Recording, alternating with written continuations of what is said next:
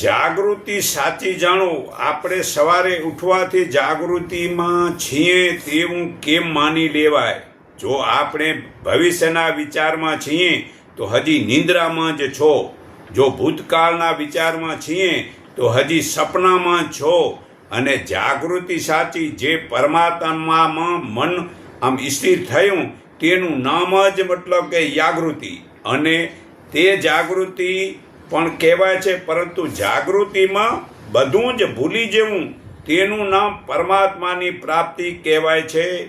અને તે જાગૃતિમાં ઈમાનદારીના સત્યકર્મ કરો છો તે વેદ ગીતા જ્ઞાની કહેવાય છે. જે સહજ અવસ્થામાં છે તે તો ચેતન પરમાત્મા કહેવાય છે. એવો તત્વજ્ઞાની મનુષ્ય જુએ, સાંભળે, સ્પર્શ કરે, ખાય, ચાલે, ઊંઘે, નેત્ર ઉગાડે કે મીચે તો પણ ઇન્દ્રિયો વર્તે છે એમ સમજી હું કાંઈ જ કરતો નથી તેવું માને છે. આ ગીતા અધ્યાય 5 શ્લોક 8-9 પુરાવો છે.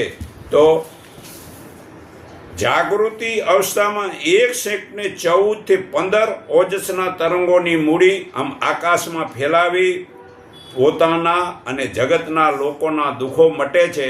પરંતુ અડધા જાગૃતિ અવસ્થામાં 1 સેકન્ડે 7-14 તરંગો આકાશમાં ફેલાય છે ને ઊંઘમાં 1 સેકન્ડે 1-4 તરંગો આકાશમાં ફેલાય છે. તો ભાઈ જાગૃતિ કરીને વધારેમાં વધારે મૂડી જમા કરો. આભા મંડળનો સંબંધ આપણા ભાવ અને કર્મ સાથે છે. તો આપણે સત્ય ઈમાનદારીથી કર્મને સુધારીને આભા મંડળને સુધારી શકાય છે. તો આભા મંડળ એ શક્તિ કવચ છે જે ગ્રહોના તરંગોની અસરોથી શરીરનું રક્ષણ કરે છે. આ આભા મંડળ શક્તિશાળી બનાવવા ધ્યાન તપથી આભા મંડળમાં પોતાની ઈચ્છાથી ફેરફાર કરીને બીજા લોકોને મદદ કરી શકે છે. આપણી શુદ્ધતાની દ્રષ્ટિને મન વડે પ્રત્યેક શ્વાસે નાભીમાં સ્થિર કરવાથી આત્માનું ઓજસ વડે લોકોના દુઃખ મટે છે. તે મોટી સેવા છે.